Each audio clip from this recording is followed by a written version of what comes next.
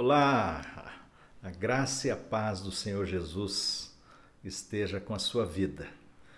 Estamos aqui entendendo que por um motivo ou outro alguns irmãos ainda estão preferindo acompanhar de casa.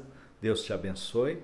Como temos exortado em amor, que você, o mais breve possível, possa vir para a igreja, porque quero te recitar duas palavras rápidas aqui, sem ser o chato, tá bom? A palavra diz lá no Salmo, no Antigo Testamento, que a comunhão dos santos é como o vale do Hermon, que ali Deus ministra a sua bênção e a vida para sempre. Então, quando a igreja está reunida, não é apenas um compromisso religioso ou humano, mas Deus diz que a comunhão dos santos é como o orvalho do Hermon. O Hermon era o principal monte de Israel. Quando cai o orvalho, viram as águas, viram os rios e traz vida para todo Israel. Para você entender a importância da comunhão, tá bom? No Novo Testamento, o apóstolo Paulo vai dizer que a gente não deve deixar de ter a comunhão como é costume de alguns. Então, que o Senhor te abençoe, que você receba agora a palavra, mas assim que você puder, venha para a comunhão. A igreja tem aqui estado uma bênção a comunhão, tá bom? Mas nós vamos ler então aqui em João capítulo 8 e vamos trazer a palavra para o seu coração. Deus te abençoe em nome de Jesus. Jesus, entretanto, foi para o Monte das Oliveiras. De madrugada voltou novamente para o templo e todo o povo ia ter com ele e, assentados, ensinava. Os escribas e fariseus trouxeram à sua presença uma mulher surpreendida em adultério e, fazendo-a ficar em pé no meio de todos, disseram a Jesus: Mestre, esta mulher foi apanhada em flagrante adultério, e na lei nos mandou Moisés que tais mulheres sejam apedrejadas. Tu, pois, que dizes? Isto diziam eles, tentando-o para terem de que o acusar. Mas Jesus, inclinando-se, escrevia na terra com o dedo. Como insistissem na pergunta, Jesus se levantou e lhes disse: Aquele que dentre vós estiver sem pecado, seja o primeiro que lhe atire pedra. E tornando a inclinar-se, continuou a escrever no chão. Mas ouvindo eles esta resposta e acusados pela própria consciência, foram se retirando um por um, a começar pelos mais velhos até os últimos, ficando só Jesus e a mulher no meio onde estava. Erguendo-se Jesus e não vendo a ninguém mais além da mulher, perguntou-lhe: Mulher, onde estão os teus acusadores? Ninguém te condenou? Respondeu ela: Ninguém, Senhor. Então lhe disse Jesus: Nem eu tampouco te condeno. Vai e não peques mais. Vamos orar? Senhor, em nome de Jesus, dá-nos a tua palavra nesse tempo em que estamos celebrando a Reforma Protestante, que a nossa mente se volta, ó Deus, para essa data histórica em que a tua igreja pôde voltar ao Evangelho, a fidelidade do Evangelho e a compreensão profunda da graça, da misericórdia do Senhor. Fala conosco, visita-nos em nome de Jesus, cada um onde estiver, que o teu Espírito alimente nessa hora para a glória do teu nome, em nome de Jesus. Amém. Amém. Queridos, esse é um texto bastante conhecido, uma história, não é, que marca aí a nossa vida como cristãos, o amor de Cristo que se manifesta na vida desta mulher. Essa história, uma história muito forte, não é, destes homens que trazem essa mulher e acusando essa mulher de adultério, e eles vêm prontos para porem Jesus à prova e também prontos para apedrejá-la, não é? E esse texto, então, foi registrado.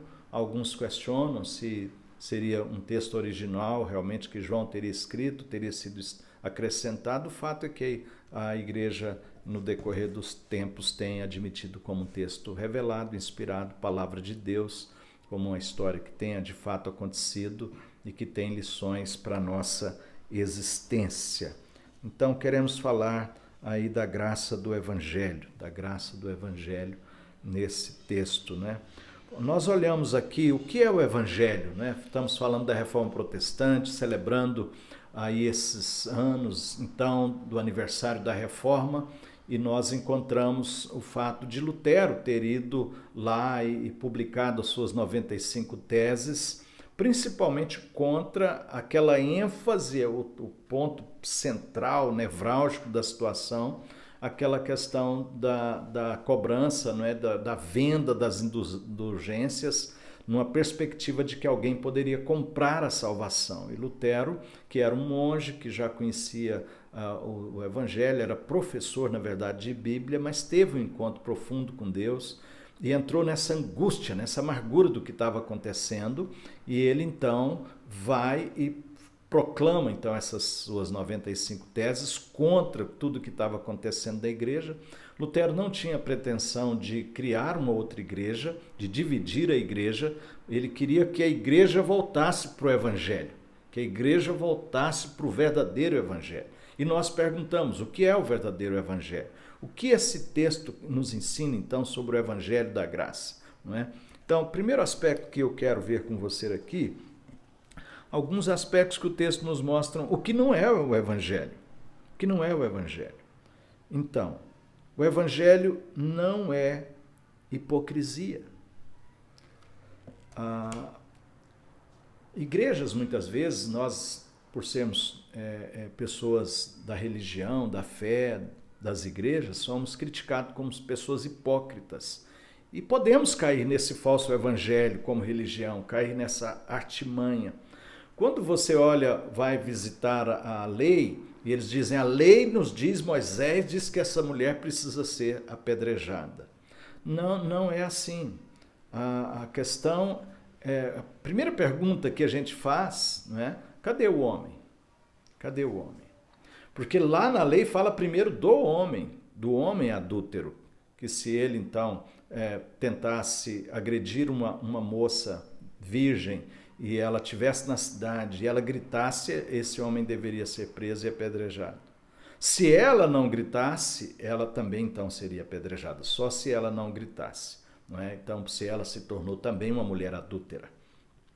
Se fosse uma situação num campo onde uma moça indefesa também fosse agredida, ela poderia gritar, mas ninguém iria escutar. Então, como não haveria chance de provar ou não que ela gritou, por ela estar num campo, ela era protegida. Então, a ênfase primeira era o homem. E aqui, essa sociedade, esses religiosos, são hipócritas. Eles querem criar uma situação para colocar Jesus aqui nesse constrangimento, porque são hipócritas. Eles não trouxeram esse homem.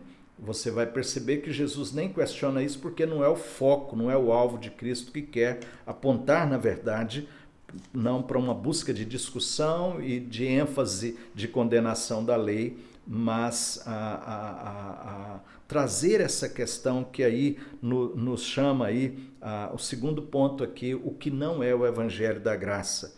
Não é apedrejamento, não é acusação, não é condenação. Não é? Interessante, a lei, um dos aspectos fortes da lei foi para que nós olhássemos para a lei olhando para nós. Não era tanto, conquanto tivesse a liderança judaica que tinha o dever de exercer o juízo sobre o povo, mas pense na lei num aspecto extremamente importante do coração de Deus, o propósito de que cada um olhasse para a lei e sondasse o seu próprio coração. Eu estou cobiçando? Eu estou roubando?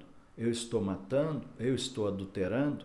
Então, a lei tem essa força, inclusive para nós cristãos ainda hoje, essa força não para nos condenar, mas essa força para que nós possamos refletir e pedir ao Senhor pelo Espírito Santo, a nós que já fomos salvos, perdoados, mas que observamos então o decálogo por amar a Deus e amar o próximo. Então, a lei tem esse propósito imenso de trazer para nós esse olhar para nós mesmos, esse olhar para o próprio coração. Mas aqui não, eles querem olhar para o outro, eles querem acusar o outro e eles não viram o próprio coração. E Jesus vai justamente fazer esta guinada para voltar a esses holofotes que eles estão pondo nessa moça, né? E para acusá-la, Jesus vai voltar o holofote para eles mesmos, fazer com que eles então façam análise do próprio coração. Ainda, não é? Então, justamente, essa é uma questão. Agora, olhando para o aspecto positivo, né? O que é o Evangelho da Graça? O que é o Evangelho da Graça? O Evangelho da Graça é um convite a essa autoavaliação, não é? Quando Jesus, então, diz, se alguém estiver sem pecado, não é? Atire a primeira pedra.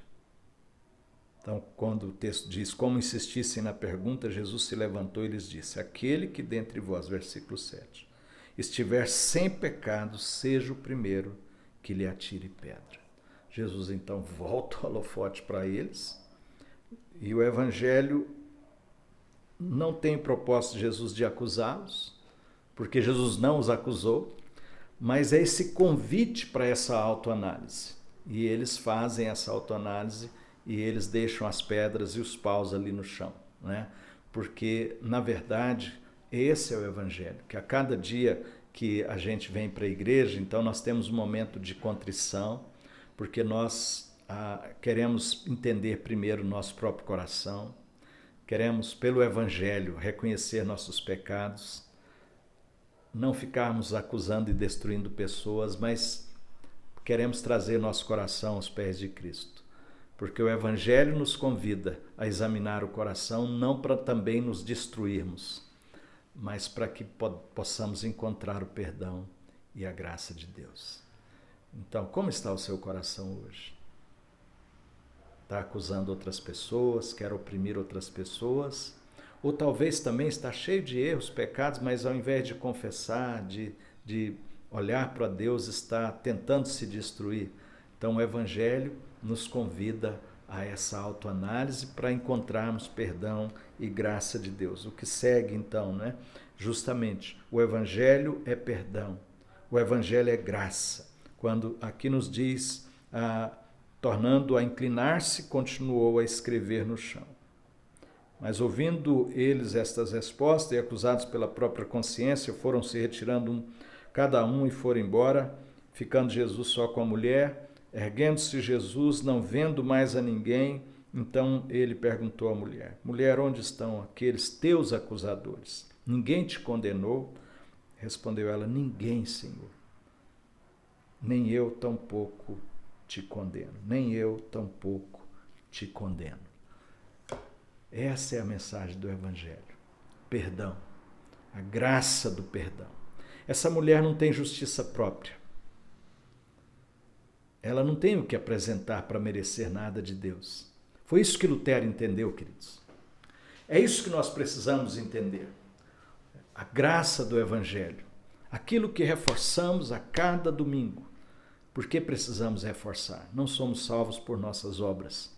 Não somos salvos por nossos méritos, não somos perdoados e amados porque temos algo a oferecer a Deus. Na verdade, somos todos como essa mulher, indignos, porque fomos pegos nos nossos erros, somos pegos, nosso coração é falho, mas o Evangelho, o amor, a graça de Cristo veio a nós, nos perdoa, nos abraça, nos tira da condenação. Onde estão os teus acusadores?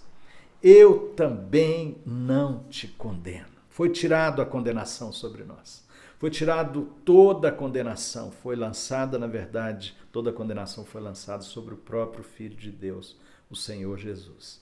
E hoje podemos abraçar, então, o perdão. Podemos abraçar a graça. Essa é a mensagem do Evangelho. É um aspecto muito importante, inclusive, sobre comemorar a Reforma Protestante. Temos muito a comemorar. A Reforma trouxe uma revolução no mundo.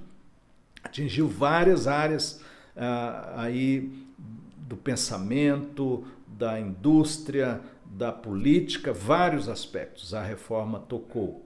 Mas acima de tudo, queridos, hoje, ao celebrarmos a reforma, nós temos que nos lembrar do que afetou a nossa própria vida, o nosso próprio coração, a nossa existência. Afetou o coração de Lutero, não só a mente, mas o mais profundo ser de Lutero. Ele abraçou o perdão, ele sentiu-se perdoado, amado. Por isso que ele foi e enfrentou todo aquele mundo, ele enfrentou o mundo naquele momento, pelo poder do Espírito Santo, porque a sua existência tinha sido visitada pelo perdão e pela graça de Cristo. Por último, queridos, o que é o verdadeiro evangelho da graça? É uma oportunidade para uma nova vida. Uma oportunidade para uma nova vida. Vá e não peques mais. Questão muito séria do evangelho, queridos. O evangelho nos chama, venha como você está. Venha como você está. Mas o evangelho não é viva como você veio. Não é. O evangelho é a oportunidade de uma nova vida. Na sexualidade, na política, nos relacionamentos, na vida acadêmica, universitária, profissional, na empresa, em todas as áreas da vida. É o convite para uma nova vida, uma vida com Cristo. Uma vida com sentido, uma vida com dignidade, uma vida com valores. Essa mulher, de fato, caiu em adultério, estava numa perspectiva de destruir sua família, de destruir outras famílias, fora do contexto da vontade de Deus. E o Evangelho concede a ela uma nova oportunidade. Vá e não peques mais. Vá e viva uma nova vida. Que o Senhor te dê essa consciência, e a mim, que nós temos oportunidade de viver uma nova vida. Vá e não peques mais, pelo poder do Espírito Santo, pela graça de Deus.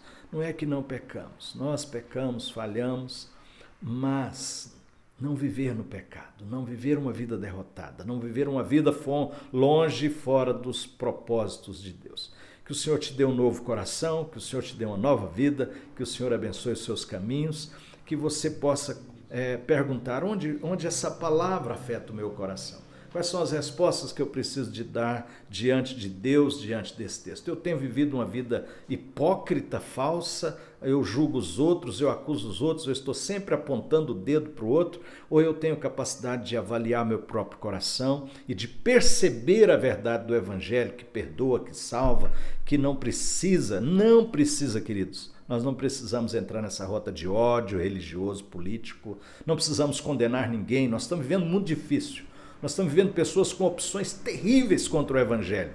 Devemos sim condenar o mal, mas não entrar numa linha de ódio, de ira. E devemos evitar julgar, condenar e orar, clamar a Deus pelos perdidos. Somos pessoas do amor, somos pessoas do Evangelho, somos pessoas da graça de Deus. Devemos ser cheios do Espírito Santo, cheios de amor, cheios da bondade do Senhor.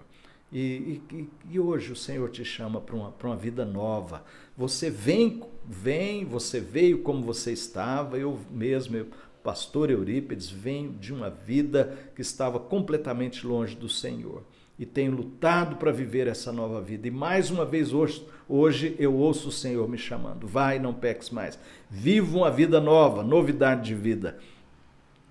Tome suas atitudes, encaminhe sua vida nos propósitos de Deus, no verdadeiro Evangelho. Vamos orar? Ó Deus, em nome de Jesus, obrigado por essa história tão linda, Senhor, como outras que encontramos na Bíblia, que refletem o que é o verdadeiro Evangelho. A boa notícia do grande amor do Pai em Cristo, que veio para nos abraçar, a nós pecadores, olhar no profundo do nosso ser e declarar teu perdão. Eu não te condeno mais. Nos deste a oportunidade de abraçar esse perdão e abraçar o verdadeiro Evangelho da graça e de viver uma vida nova. Enche-nos desse propósito, desta graça, Deus, para vivermos em novidade de vida em nome de Jesus. Abençoa cada pessoa, Deus, que ouve esta palavra e abençoa cada coração, em nome de Jesus. Em nome de Jesus. E que o Senhor te abençoe e te guarde. Que o Senhor faça resplandecer o seu rosto sobre ti e tenha misericórdia de ti, aqui e em todo lugar, e hoje e para sempre. Amém. Amém.